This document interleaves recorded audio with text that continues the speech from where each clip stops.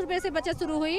3 महीने तक हम लोगों ने अपनी बचत की। उसके बाद सरकार से हमें 15,000 रुपये आरएफ के रूप में प्रदान हुआ, तो मैंने समूह से 20,000 रुपया लेकर एक भैंस खरीदी।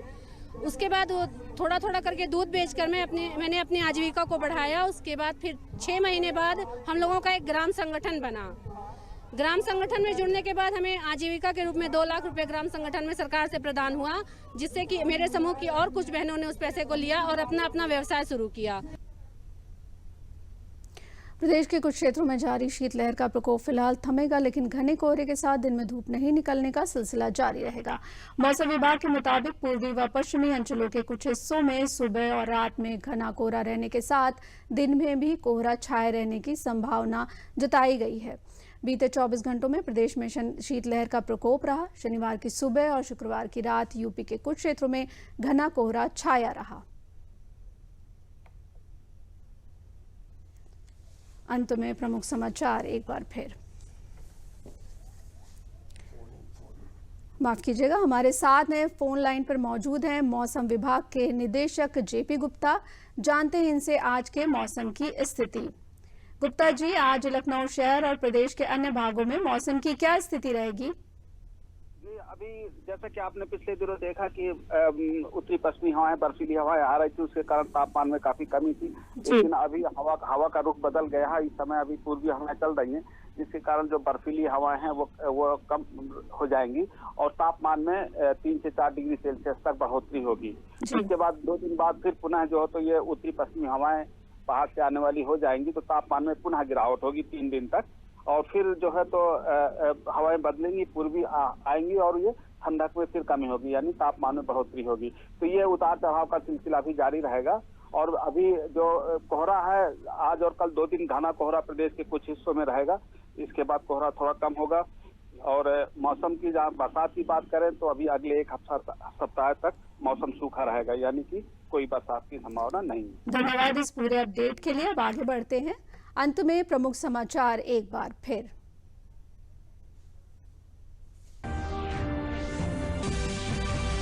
प्रधानमंत्री नरेंद्र मोदी ने आज वीडियो कॉन्फ्रेंसिंग के माध्यम से वाराणसी सहित देश के विभिन्न हिस्सों से केवड़िया को जोड़ने वाली 8 ट्रेनों को हरी झंडी दिखाकर किया रवाना।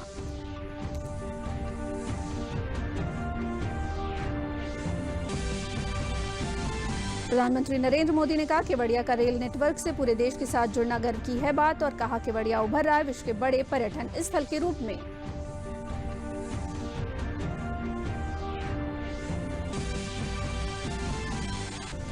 प्रदेश में शनिवार को 22,643 फ्रंट लाइन वर्करों को पहले चरण में लगाया गया टीका। इन कर्मियों में टीके की अगली डोज 15 फरवरी को दी जाएगी।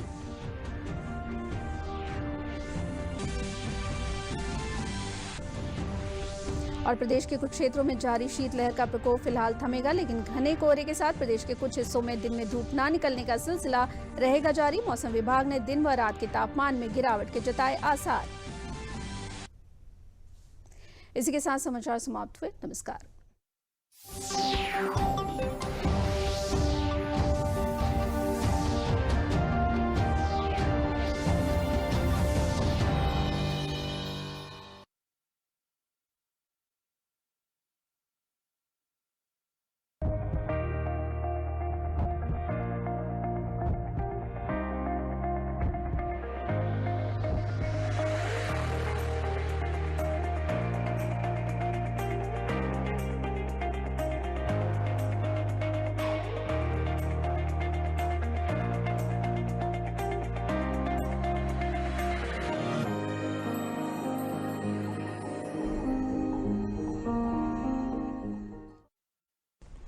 नमस्कार।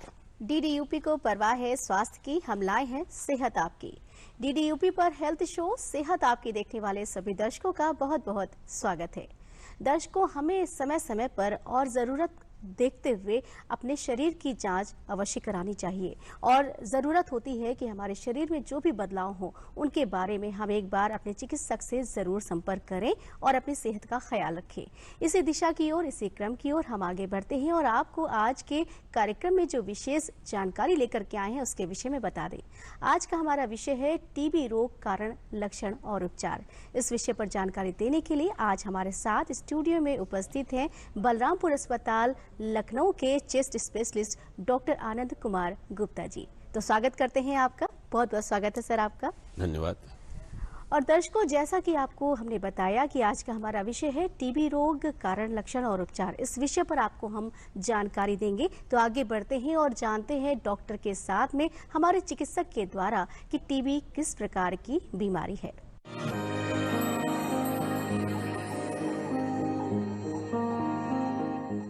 दूरदर्शन के दर्शकों को प्रणाम। ट्यूबरकुलोसिस, जिसको हम बहुत से नामों से पहले से भी जानते रहे हैं, जैसे तपेदिक, क्षय रोग, यक्षमा, राजयक्षमा, टैबीज इत्यादि, ये माइकोबैक्टीरियम ट्यूबरकुलोसिस नाम के बैक्टीरिया के द्वारा फैलती है। और जनरली जो पहले के टीबी के पेशेंट होते हैं, फेफड़े के टीबी के, उनके खांसने से, छींकने से जो ड्रॉपलेट्स निकलते हैं, उनके संपर्क में जो लोग लंबे समय तक रहते हैं, उनके रेस्पिरेटरी सिस्टम में, मतलब श्वास तंत्र में जाता है और फेफड़े में ये इनलाज हो जाता है, फिर पूरे शरीर में फैल सकती है।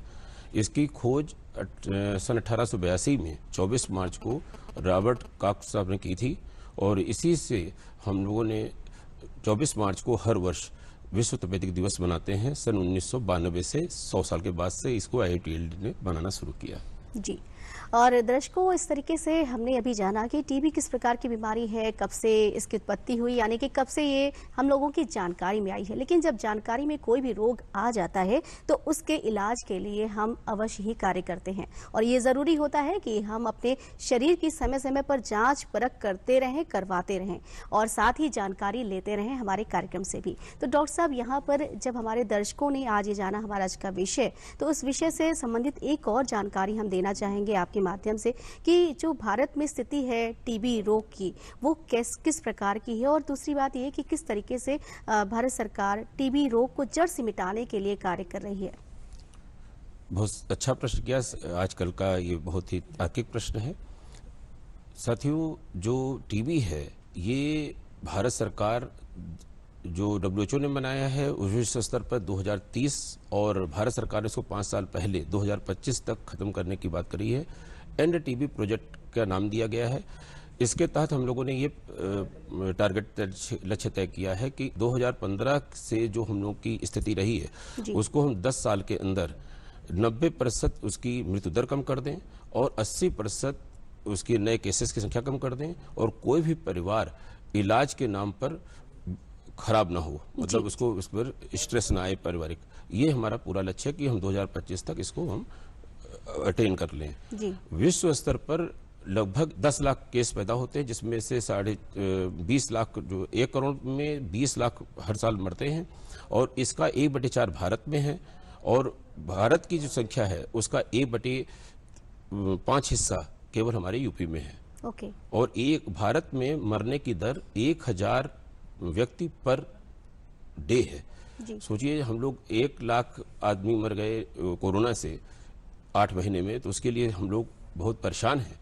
और हमारे यहाँ पे इस टीबी से आज की इलाज और इतनी व्यवस्थाओं के बावजूद 1000 से ज़्यादा आदमी पर डे मर रहा है, और हम लोग इसके प्रति जागरूक नहीं हैं। जी, तो डॉक्टर साहब, यहाँ जागरूकता के लिए ही हम अपने कार्यक्रम को लेकर के आए हैं, और आपके माध्यम से बहुत सारी बातें हमारे दर्शकों तक पहुँच रही हैं। तो हम अपने दर्शकों को ये ज़रूर बताना चाहेंगे कि टीबी किस प्रकार की बीमारी है, लेकिन उसके साथ ही साथ टीबी में कौन कौन से प्रकार, यानी कि शरीर में कितने प्रकार की टीबी होती है। इनको हम इस तरह समझ सकते हैं, एक फेफड़े वाली टीबी और एक फेफड़े के दूसरे अंग, जिसको हम लोग पल्मोनरी ट्यूबरकुलोसिस और एक्स्ट्रा पल्मोनरी ट्यूबरकुलोसिस के नाम से जानते हैं। फेफड़े में जो पैरेन्काइमा हिस्सा होता है, जहाँ पर हवा आती जाती है, उसमें टीबी होती है, तो पल्मोनरी ट्यूबरकुलोसिस फेफड़े वाली टीबी कह देते हैं। और यही वो टीबी होती है, और खास और साथ में गले वाली टीबी, जिनमें खांसने से जीवाणु वातावरण में जाते हैं और उनके संपर्क में आने पे दूसरे को टीबी होने की संभावना रहती है। अगर उसके अलावा जो फेफड़े की झिल्ली है, हार्ट की झिल्ली है, हड्डी है, आंख है, किसी भी और अंग में होगी तो एक्स्ट्रा पल्मोनरी कहलाएगी। इनसे बैक्टीरिया बाहर नहीं आ पाते हैं, उनसे जो है टीबी नहीं फैलती है। दूसरा कह सकते हैं active TB, latent TB, miliary tuberculosis. Active TB में जनरली जिसमें बैक्टीरिया शरीर में मल्टीप्लाई कर रहे होते हैं, वो लक्षण दे रहे होते हैं, और सक्रिय बीमारी जो है अगर फेफड़े की है तो या गले की है तो उससे टीबी फैल भी रही होती है।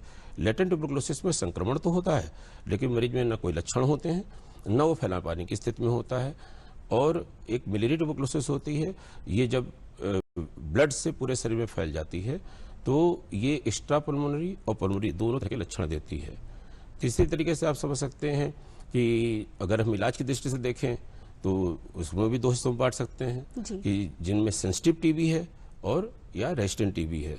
अगर जो सेंसिटिव बैसिलाई से संक्रमित होते हैं वो सामान्य दवाओं से जो टीबी की जो चलन में है, इसको कैटेगरी 1 टीबी दवा कह सकते हैं, उनसे ठीक हो जाते हैं। और जिनमें रेजिस्टेंट टीबी के बैक्टीरिया प्रवेश कर गए हैं उनको जटिल दवाओं को से ठीक होते हैं, उनका 9 से 12 महीने तक इलाज भी चलता है। जी, यूँ कहें डॉक्टर साहब, ये आपने जैसे बताया कि कई बार टीबी के लक्षण उजागर होते हैं, बाहर नजर आते हैं और हम उसका इलाज करवा लेते हैं, लेकिन कुछ टीबी शरीर में ऐसी होती है जो काफ़ी लंबे समय तक हमारे शरीर में विद्यमान रहती है, उसमें शरीर में पता नहीं चल पाता है कई बार, और बहुत ज़्यादा जब जटिल समस्याएं होती हैं तब फिर वो नज़र आती हैं इस तरीके से, और उनका इलाज भी आपने बताया कि उसी प्रकार ही किया जाता है।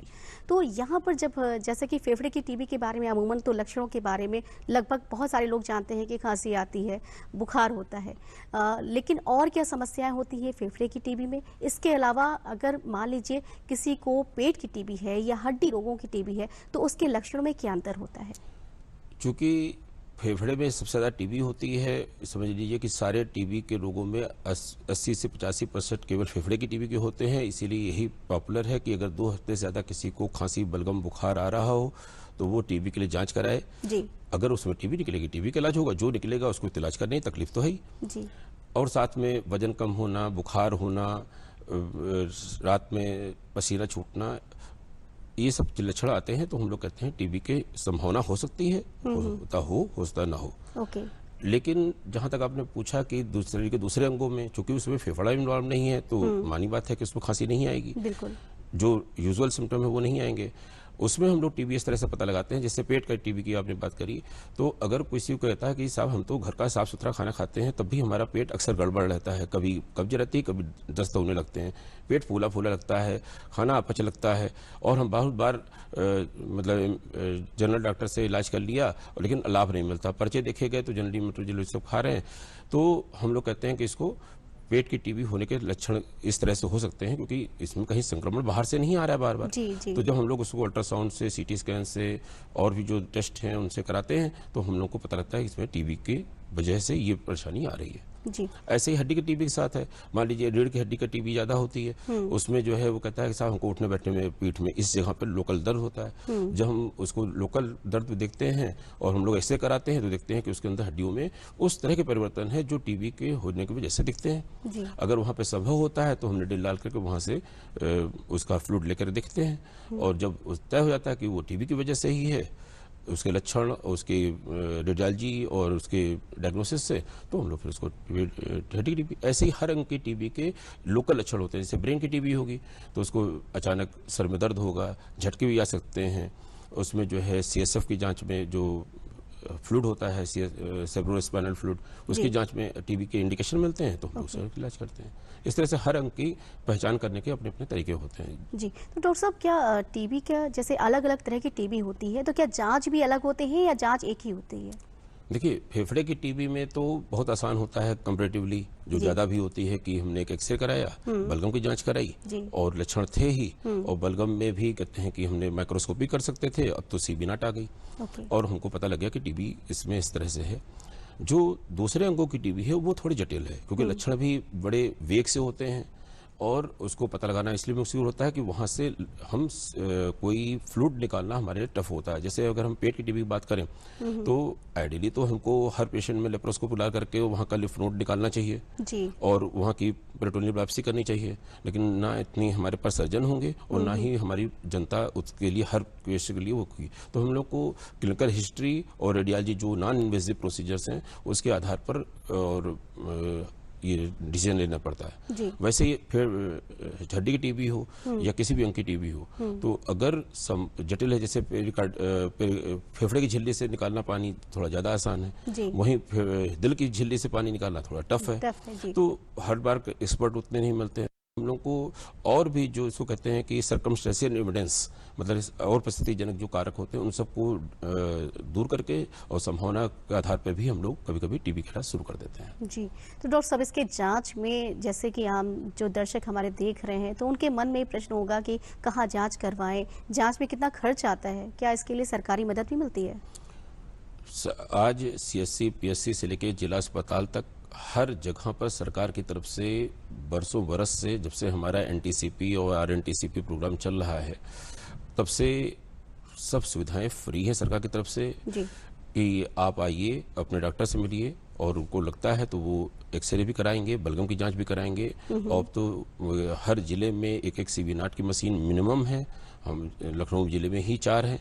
और इसमें जो है हम लोग जान सकते हैं कि टीबी किस तरह की है, मतलब रेजिस्टेंट तो नहीं है, इतनी तक की सुविधा सरकार की तरफ से फ्री है। जी, तो ये जांच के बाद फिर इलाज की बात होती है डॉक्टर साहब, तो इलाज में भी सरकारी जो सहायता मिलती है मरीजों को, वो क्या क्या सहायता है, उनके बारे में भी थोड़ी जानकारी दें।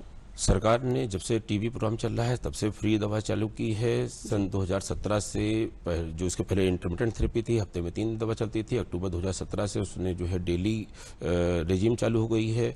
फिक्स डोज कॉम्बिनेशन में दवाएं उपलब्ध हैं, फ्री उपलब्ध हैं। और 2025 के जो टारगेट है उसको लेकर के हुए हमारे माननीय प्रधानमंत्री जी ने तो इंसेंटिव भी चालू कर दिया है। और चूंकि 2018 से इसको नोटिफाइड डिजीज घोषित कर दी गई है, इसलिए जो है निश्चय पोर्टल के तहत हर मरीज का रजिस्ट्रेशन होता है, चाहे प्राइवेट डॉक्टर से कराए चाहे सरकारी में कराए। उसके बाद उसके 2 डॉक्यूमेंट लिए जाते हैं, एक फोटो आईडी ली जाती है, दूसरा उसका खाता लिया जाता है। सरकार उसको जो है 500 रुपये हर महीने पोषण के नाम पर देती है। और जो ड्रग रेजिस्टेंट ट्यूबरकुलोसिस के पेशेंट होते हैं, जिसके लिए उनको अपने जिला छोड़ करके दूसरे शहर के मेडिकल कॉलेज तक जाना पड़ता है, उनको ट्रांसपोर्ट भत्ता भी देती है। जी, तो इस तरह से उसने बहुत कुछ कर रखा है कि बस मरीज को आना है। जी, दर्शकों, यूँ तो सरकारी तौर से बहुत सारी सुविधाएं हैं जो आपको प्राप्त होती हैं, लेकिन बस यहाँ ज़रूरत है कि आप जागरूकता दिखाएं और चिकित्सक से ज़रूर संपर्क करें यदि आपको कोई भी लक्षण नज़र आते हैं। और डॉक्टर साहब, यहाँ पर जैसे कि आपने पोषण भत्ता की बात की, यानी कि सरकारी सुविधाएं जो मिल रही हैं किसी भी मरीज़ को, तो पोषण का कितना इसमें यहाँ पर रोल होता है, क्या भूमिका होती है किसी भी जो बीमार नहीं है उसके लिए, और जो टीबी का मरीज़ है उसके लिए, कि उसको टीबी ना हो, और साथ में जिसको टीबी है उसको कितनी जल्दी से जल्दी अच्छा पोषण मिले कि वो जल्दी से स्वस्थ हो जाए? सामान्य तौर पे अगर एक लाइन में कहें तो जो सामान्य भोजन, स्वस्थ भोजन हमको करते रहना चाहिए था, वो टीबी के इलाज के दौरान भी वही करना है। लेकिन जनरली ये देखा गया है कि जो मेल नरिश्ड होते हैं, मतलब नहीं कि खास करके टीबी के परिप्रेक्ष्य में तो वैसे तो ओबीस भी मेल नरिश्ड कहलाएंगे, लेकिन इसमें अंडर न्यूट्रिशन वाले जितने लोग हैं तो वो लोग ज़्यादा टीबी से प्रभावित होते हैं। ये देखा गया है कि अंडर न्यूट्रिशन वाले जो पेशेंट होते हैं उनमें टीबी जल्दी लगती है, ज़्यादा सीवियर होती है और उनमें मृत्यु दर भी ज़्यादा होती है। और अगर कहते हैं कि जो मेलनरिश्ड होते हैं उनमें दवाओं का साइड इफेक्ट भी ज़्यादा देखा गया है। और जो मेलनरिश्ड होते हैं और खास करके उनके कांटेक्ट वाले, उनकी टीबी अपने कांटेक्ट में जल्दी फैलती है। तो कई नजरियों से हमको अपने स्वास्थ्य का ख्याल हर रोज रखना चाहिए कि हम अंडर न्यूट्रिशन से और दूसरे संक्रमण भी होंगे। समुचित खान पान हो, बैलेंस डाइट हो, खान शुरू से ही हमको ध्यान रखना है, अपने बच्चों से भी ध्यान रखना है, खुद के लिए ध्यान रखना है, अपने बुजुर्गों के लिए भी ध्यान रखना है। और वैसे तो सामान्य भोजन करना है अगर हम अदरवाइज स्वस्थ हैं, लेकिन अगर किसी में एनीमिया है तो हमको आयरन ध्यान से देना पड़ेगा, उसमें विटामिन कमी है तो उनको विटामिन अलग से देना पड़ेगा, प्रोटीन कमी है थोड़ा सा प्रोटीन एक्स्ट्रा देना पड़ेगा। तो इस तरह की जो न्यूट्रिशन डिफिशिएंसी होती है उसको हम लोग स्पेसिफिकली हर मरीज में देखते हैं और उस हिसाब से उसको सलाह देते हैं। जी, जिससे कि सही तौर से खान पान जिसको कमी हो रही है, दवा के साथ में अगर पोषण सही तरीके से शरीर में मिल रहा है तो वो व्यक्ति जल्दी स्वस्थ हो जाएगा। बिल्कुल जल्दी स्वस्थ होगा। डॉक्टर साहब, थोड़ा सा दवा लेने का तरीका हम आपसे जानना चाहेंगे कि कई बार टीबी की जो दवाएं होती हैं वो काफ़ी ज़्यादा इफ़ेक्ट करती हैं शरीर को, तो इसीलिए पोषण की भी सुविधा दी गई है सरकार की ओर से। तो यहाँ पर दवा लेने का तरीका, कि कैसे दवा लेनी है, कितना अंतराल रखना है, कब उसके बाद हमें बाकी चीज़ों का ख्याल रखना है, तो ये यहाँ पर आप बता दें। जी, बहुत अच्छा प्रश्न है, क्योंकि हमने काफ़ी देखा है कि मरीज गलत ढंग से भी दवा लेते हैं। जो हम लोग की सरकारी दवाइयाँ फिक्स डोज कॉम्बिनेशन में उपलब्ध हैं, उसमें 15-15 किलोग्राम के एडल्ट में जो है 15-15 किलोग्राम के बैच वेट ग्रुप की हैं, तो उसकी एक गोली किसी को दी जाती है वजन के हिसाब से, किसी को 2 गोली दी जाती है, किसी को 3 गोली दी जाती है। तो आदमी कहता है गर्मियाँ तो बहुत ज़्यादा हैं, हम सुबह दोपहर शाम कर लेते हैं। वास्तव में टीबी की दवा चाहे वो प्राइवेट खाएं, चाहे सरकारी खाएं, चाहे अलग 4 दवाइयाँ होती हैं, रिफेम्सिन, आइनच, पैराजोलमाइड और इथम्बुटाल, उनको अलग अलग लेकर के खाएं, चाहे एफडीसी में खाएं, किसी भी तरह खाएं, टीबी की दवा एक साथ ही पेट में जानी चाहिए। वास्तव में क्या है, टीबी की दवा पीक लेवल पे काम करती है। चारों दवाएं जब एक साथ पेट में जाती हैं, एक साथ दवाओं का पीक आता है तो ट्यूबरकुलोसिस बैक्टीरिया मरता है जी। और अगर हम अलग अलग समय लेते हैं, सबकी पीक अलग अलग आती हैं, तो टीबी के बैक्टीरिया को हमें जीतने में थोड़ी सी परेशानी होती है। जी डॉक्टर साहब, यहाँ पर टीबी की जो दवाएं हैं उनको मरीज तक पहुँचाने के लिए भी लोगों का यहाँ पर सरकार देती है कि किसी व्यक्ति को नियुक्त करती है और साथ में बताती है समय से कैसे दवाएं लेनी है, किस प्रकार खानी है, इस तरीके से फॉलोअप कराया जाता है पेशेंट का। तो उसके जानकारी को आप हमारे दर्शकों को थोड़ा सा और बता दें।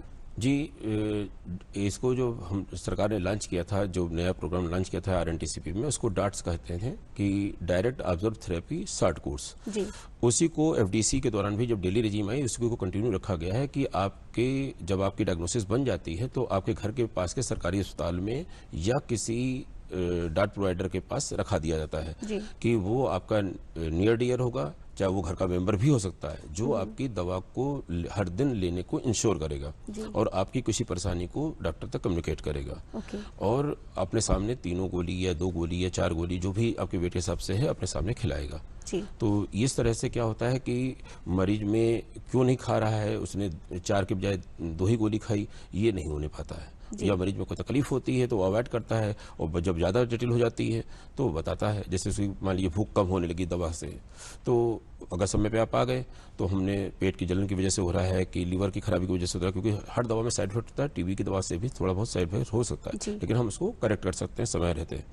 तो इसलिए जो है डाट प्रोवाइडर होने से या घर का मेंबर ही जागरूक है, उसको ही दवा दे दी गई, वो खिलाएगा भी और कोई लक्षण बदल रहे हैं तो उसको तुरंत कम्युनिकेट करेगा। जी डॉक्टर साहब, यहाँ पर जैसे कि आपने बताया कि दवा लेने का तरीका क्या हो गया, पोषण की बात भी हो गई, और यहाँ पर एक ज़रूरी बात और करेंगे कि जो टीबी का पेशेंट है वो और क्या खास एहतियात और क्या जो अपना ध्यान रखे, जैसे कि धूप में बैठने की बात की जाती है, या जो बहुत सारे लोग हैं जो धूप में नहीं बैठते हैं, उनको भी बहुत सारी जो टीबी से जुड़ी हुई समस्याएं होती हैं, तो उनके बारे में यहाँ बता दें कि धूप की क्या भूमिका है हम लोगों के लिए। धूप की भूमिका तो हमारे जीवन के लिए है, और जैसा हम जानते हैं कि अभी कल मकर संक्रांति मनाई गई और शायद हमारे पूर्वजों ने धूप में रहने के लिए पतंगबाजी शुरू करी होगी, ऐसा मेरा मानना है। धूप पे रहने से हमारे अंदर विटामिन डी बनता है, और विटामिन डी जो इम्यूनिटी के 2 टाइप होते हैं, इन्नेट और एक्वायर्ड। मतलब इन्नेट कहते हैं उनको जो हम अपनी जेनेटिक लाइनेज से अपने अंदर पहले से रखते हैं, उसको बूस्ट करती है जी। एक्वायर्ड तब होता है जब संक्रमण हो जाएगा, तब उसके खिलाफ जो एंटीबॉडी बनेगी, लेकिन कुछ हमारे अंदर होती है, और जितने हमारे भारतवासी बचे हैं संक्रमण से और संक्रमण को जीते हैं, इसके पीछे इनकी इन्नेट इम्यूनिटी ही काम की है। तो पहली बात तो ये है, तो सारे संक्रमण से बचाने के लिए हमको धूप में बैठना चाहिए, विटामिन डी लेना चाहिए।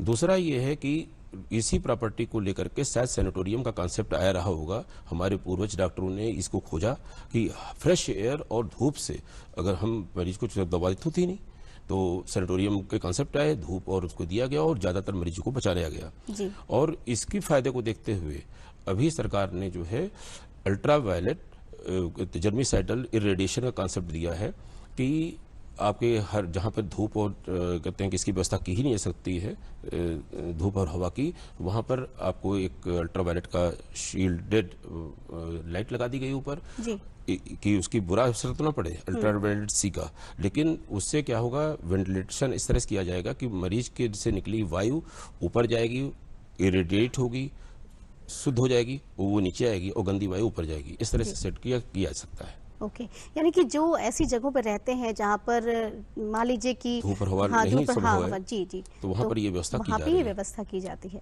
डॉक्टर साहब, यहाँ पर आपने विभिन्न विषयों पर जानकारी दी है, अभी ये कैसे किस प्रकार से कारण कौन कौन से होते हैं उनके बारे में भी बताया है, बहुत सारी बातें की हैं।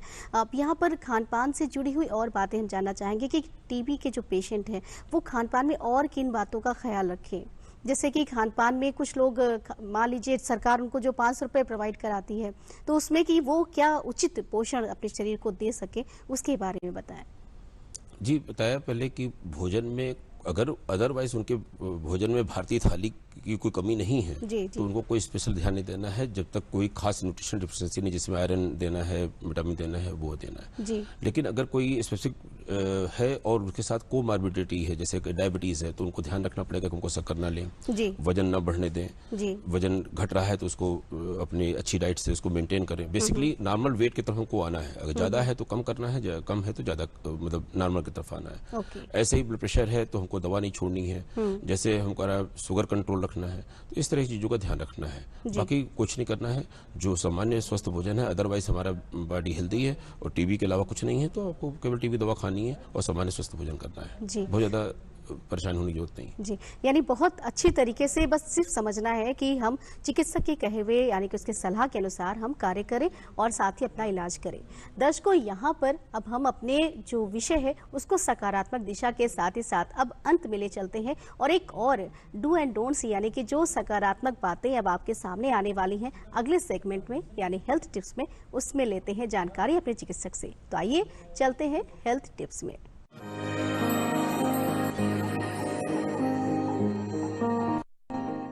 टीबी के मरीजों के लिए मेरी सलाह ये रहेगी कि अगर उनकी डायग्नोसिस जल्दी बनवाएं, मतलब जब भी कोई लक्षण होते हैं तुरंत डॉक्टर के पास पहुंचें। आप अच्छा खासा समय जो है मतलब केवल पैरास्टामॉल या जो भी आपको लगा वो दवा खा रहे हैं, और आप 4-4 महीने के बाद भी खांसने के लिए आप नहीं टेस्ट कराने चाह रहे हैं कि मुझको निमोनिया है कि टीबी है, तो जल्दी डायग्नोसिस अगर बनती है तो आपका फेफड़ा खराब नहीं होने पाता। तो पहला तो ये करना है कि किसी भी मरीज को आप जानकारी में आती है, किसी को खांसी आ रही है, बलगम आ रही है, 2 हफ्ते से ज़्यादा आ रही है, तो उसको प्रेरित करें कि वो जल्दी से जल्दी स्वास्थ्य सेवाओं के पास जाए, वो प्राइवेट जाए, सरकारी जाए, कहीं भी जाए, और ये पता लगाए किस वजह से उसको खांसी, बलगम और बुखार आ रहा है। पहला, अगर टीबी निकलती है तो बिना नागा किए हर रोज़ दवा खानी है, पूरा कोर्स पूरा करना है। किसी भी अंग की टीबी हो, किसी भी उम्र का मरीज हो, 6 महीने मिनिमम पीरियड है। लोग कहते हैं, हमारे डॉक्टर ने कह दिया 3 महीने में पूरा हो गया, ये कहीं संभव नहीं है। या तो टीबी नहीं रही होगी, या तो टीबी थी तो उसने अंडर कोर्स किया। कोर्स कहीं व्यतिक्रम न रखें। पहला, अगर कोमॉर्बिडिटी साथ में है, डायबिटीज, ब्लड प्रेशर, सबकी जानकारी अपने डॉक्टर को दें और उनको भी कंट्रोल रखें। अगर डायबिटीज कंट्रोल नहीं रहेगी, आपको पता है कि संक्रमण वो आकर्षित करता है और संक्रमण उसका दूर में दूर होता है, तो वही आपके टीबी के साथ होगा, टीबी आपकी नहीं ठीक होगी। तीसरा, कि आप मुंह पर मास्क लगाएं, क्योंकि आप खांस करके मरीज को, दूसरे मरीज को पैदा कर रहे हैं। अगर एक अनट्रीटेड आदमी रहता है तो साल भर में 10 से 15 आदमी नए पैदा करता है। तो और अपने जो बलगम है उसको इधर उधर मत थूकें। अगर उसको थूकना है तो अपने घर में एक बर्तन रखें जिसमें फिनाइल डाल लें और वो ढक्कनदार हो, जब भी थूक आए उसमें रखें। और अपने कमरे में जब अकेले रहें तो मास्क हटा सकते हैं, लेकिन कोशिश करें कि मास्क लगाए रखें। और शुरू की एक खास बात, अच्छी बात यह है कि हम लोगों की टीबी की दवा इतनी प्रभावी है, 15 दिन से 1 महीने ही लेने पर आप असंक्रामक हो जाते हैं, मतलब आप किसी को फैलाने के लायक नहीं रहते। तो अगर आप इतना फॉलो करते हैं तो आप अच्छा। और साथ में जो है आपको जितने अब्यूजेस हैं उनसे बचिए। तंबाकू किसी भी रूप में लेंगे तो आपकी टीबी ठीक होने में टाइम लगेगा या नहीं ठीक होगी। अगर आप दारू पीते हैं उसको भी आपको छोड़ना पड़ेगा, स्वस्थ रहना पड़ेगा। दर्शकों, जैसा कि आपने अभी जानकारी ली हेल्थ टिप्स में, जिसमें कि साफ साफ ये बताया गया है जो हमें हमेशा बुजुर्गों से भी और हमारी जो भारतीय परंपरा और शैली रही है कि हम स्वच्छ वातावरण, स्वच्छ मानसिकता और साफ सफाई का खास ख्याल रखें तो हम हमेशा स्वस्थ रहेंगे, किसी भी संक्रमण से बचे रहेंगे। हमें उम्मीद है कि आपको हमारी आज की जानकारी से विशेष लाभ हुआ होगा और अब हम धन्यवाद देते हैं अपने विशेषज्ञ का। बहुत बहुत धन्यवाद सर। धन्यवाद। और आप सभी का धन्यवाद जिन्होंने हमारे कार्यक्रम को देखा और साथ ही हमारी पूरी टीम को धन्यवाद जिन्होंने हमें सहयोग दिया। और अब चलते चलते आपको हम बता दें कि अगर आप हमें कुछ भी लिखना चाहते हैं, कोई प्रतिक्रिया हम तक पहुंचाना चाहते हैं तो हमारा पता भी अवश्य नोट करें। हमारा पता है प्रस्तुतकर्ता सेहत आपकी, कमरा नंबर 204, दूरदर्शन केंद्र 24 अशोक मार्ग, लखनऊ, पिन संख्या 226001। दर्शकों, अब हम आपसे आज के लिए अनुमति लेते हैं और साथ ही साथ ये भी याद दिलाते हैं कि हम आपसे दोबारा मिलेंगे जल्द ही आपके खास कार्यक्रम, आपके खास चैनल DDUP पर।